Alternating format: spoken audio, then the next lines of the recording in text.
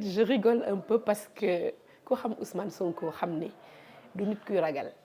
en tout cas il a toujours été si démarche am toujours prêt à dire ce qu'il pense mais dafa am ay valeurs yoo xam ne aussi ku ko xam-xam ne moom la porté mooy l'état de droit le respect des lois et règlements yi nga xam ne moo régir suñu bon vouloir vivre ensemble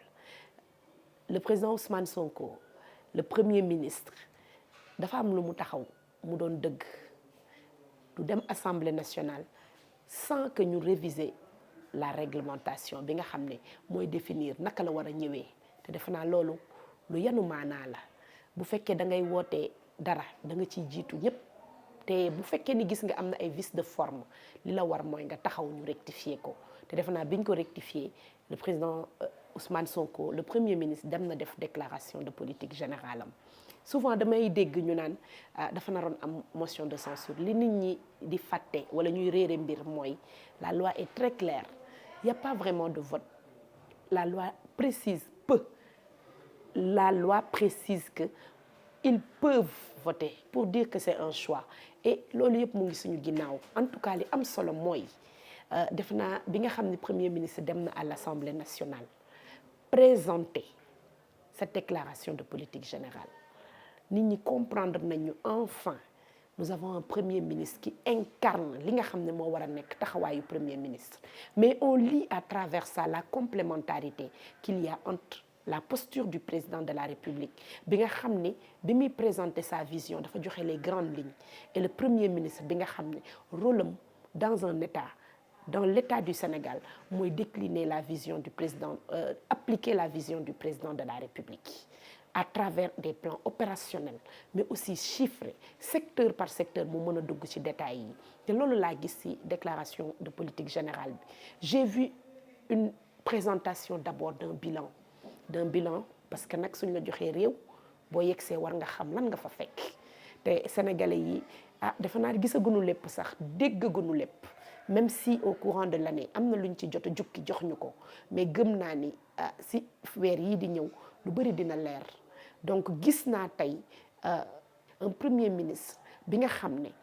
mu ngi jéem a jëmmal li nga xam ne moom mooy la vision du président de la République ci pàcc yu bari nag waaye comme ni nga ko waxee man dafa am pàcc bu ma ci gën a amal njëriñ en tant que maire en tant que élu local en tant que militante des territoires et du développement local souvent dama koy wax partout damay ne le développement sera local sinon il ne sera pas développement ci suuf lay jóge di yéeg roue bi kenn du ko créer waat te boo demee ci dëkk monde bi yépp da ngay gis ni les collectivités locales ñooy porter véritablement le développement de la nation tey ñun en tant que maire dañu gis suñu bopp ci li nga xam ne moom mooy non seulement la vision bi président de la République déclinée à travers les pôles territoires à travers li nga xam ne tey moom la ñu bëgg a doxalee Sénégal pour les années qui viennent naka la ñu mën a def ba nga xam ni Sénégal pàcc yépp dafay développé wu naka la ñu mën a def ba diviser Sénégal en zone en pôle homogène ba nga xam ne dinañ mën di liggéey ci territoire ci li nga xam ne moom moo war a mën a suuxat wala lan moo war a mën a porter véritablement le développement à la base ñun les collectivités locales yi ñu am rôle bu mag boo xam ne dañ ko ciy jouer parce que nous sommes le centre de décision bi gën a proche ci population yi nous avons été élus et aujourd'hui boo xoolee la faiblesse bi nga xam ne ci état du Sénégal moom la ñu am mooy que les collectivités locales n'arrivent pas ou n'ont pas les moyens pour mën a jouer seen rôle comme il se doit, ni les moyens humains, ni les moyens financiers, mais aussi ni l'accompagnement qu'il faut pour que nous puissions être véritablement des acteurs de développement. Donc, le Premier ministre l'a dit clairement dans sa déclaration de politique générale.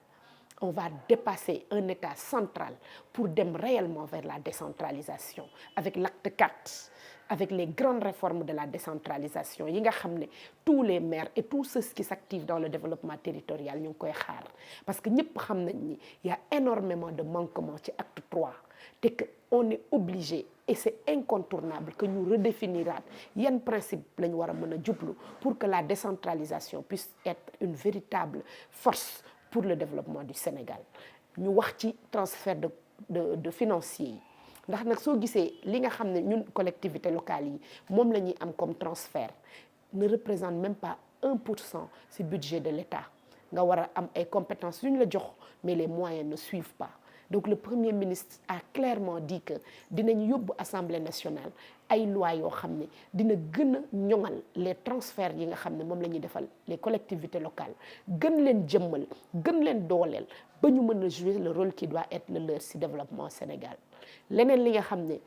xam nañu que te mu ngi ñëw mooy les réformes yi nga xam ne dafa war a am ci développement territorial moo xam